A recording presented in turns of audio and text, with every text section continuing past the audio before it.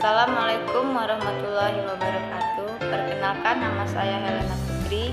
Saya berasal dari mahasiswi STAI Batu Raja, Sumatera Selatan.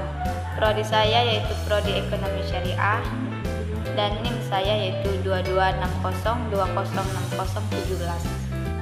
Di sini saya akan menjelaskan 4 materi, yaitu yang pertama apa itu Pancasila, yang kedua sejarah Pancasila, yang ketiga fungsi Pancasila, dan yang keempat Pancasila sebagai sumber dari segala sumber hukum. Penjelasan materi yang pertama yaitu apa itu Pancasila. Pancasila adalah dasar negara Indonesia. Hari lahirnya diperingati setiap tanggal 1 Juni.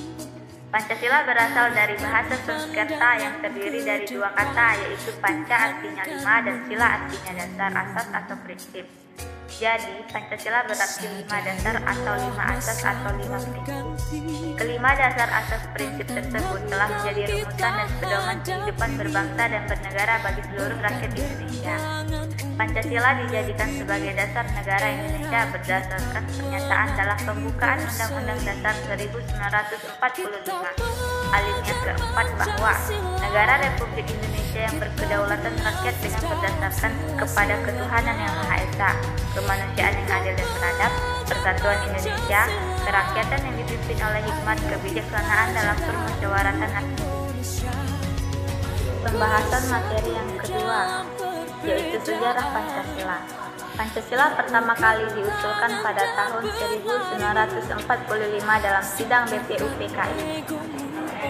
BPUPKI, Badan Penyelidik Usaha-Usaha Persiapan Kemerdekaan Indonesia, yang dalam bahasa Jepangnya adalah Dokuritsu Junji Kosakai, adalah sebuah badan yang dibentuk oleh pemerintah Jepang sebagai upaya mendapatkan dukungan bangsa Indonesia. Jepang berjanji akan membantu proses kemerdekaan Indonesia dengan BPUPKI sebagai wadah. Menurut sumber belajar Kemendikbud, sidang pertama BPUPKI diadakan di Gedung Chuo Sang-in di Jalan Pejambon 6 Jakarta yang kini dikenal dengan sebutan Gedung Pancasila. Pada zaman Belanda, gedung tersebut merupakan gedung Volksraad, lembaga DPR pada zaman kolonial Belanda. Sidang dibuka pada tanggal 28 Mei 1945 dan pembahasan dimulai keesokan harinya pada tanggal 29 Mei sampai dengan 1 Juni 1945 dengan tema merumuskan rancangan dasar negara. Pada sidang pertama ini terdapat 3 tokoh yang mengajukan pendapatnya tentang konsep dasar negara, yaitu yang pertama Mr. Muhammad Yamin, yang kedua Mr. Supomo, dan yang ketiga Insinyur Soekarno. Barulah pada hari terakhir yaitu tanggal 1 Juni 1945, Insinyur Soekarno mengusulkan 5 asas yang dikenalkan sebagai Pancasila. 5 asas usulan Soekarno yaitu nasionalisme atau kebangsaan Indonesia, internasionalisme atau perikemanusiaan, mufakat atau demokrasi, kesejahteraan sosial, dan yang terakhir ketuhanan yang kebudayaan. Dengan kelima rumusan konsep dasar ini dan pengenalan istilah Pancasila, akhirnya hari tersebut ditetapkan sebagai hari lahir Pancasila pada tanggal 1 Juni 1945. Lanjut pembahasan materi yang ketiga yaitu fungsi Pancasila. Secara umum, fungsi dan peranan Pancasila dijelaskan dalam TAP MPR nomor 3 atau MPR 2000 tentang sumber hukum nasional dan tata urutan perundangan. Dalam ketetapan ini, Pancasila berfungsi sebagai dasar negara, artinya Pancasila digunakan sebagai dasar untuk mengatur penyelenggaraan ketatanegaraan negara yang meliputi bidang ideologi, politik, ekonomi, sosial, budaya, dan pertahanan keamanan.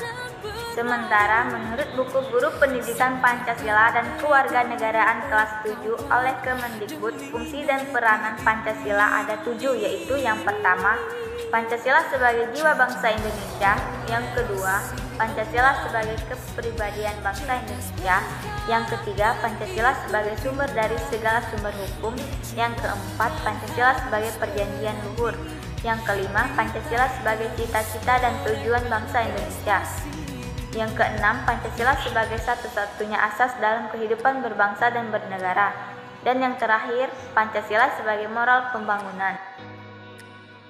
pembahasan yang terakhir, yaitu Pancasila sebagai sumber dari segala sumber hukum. Dalam buku Pancasila sebagai ideologi dan dasar negara oleh Ronto dijelaskan bahwa Pancasila sebagai dasar negara menjadi dasar mengatur penyelenggaraan pemerintahan. Hal tersebut ditegaskan dalam ketetapan MPR nomor 18/MPR/1998 tentang pencabutan P4 dan penetapan tentang penegasan Pancasila sebagai dasar negara.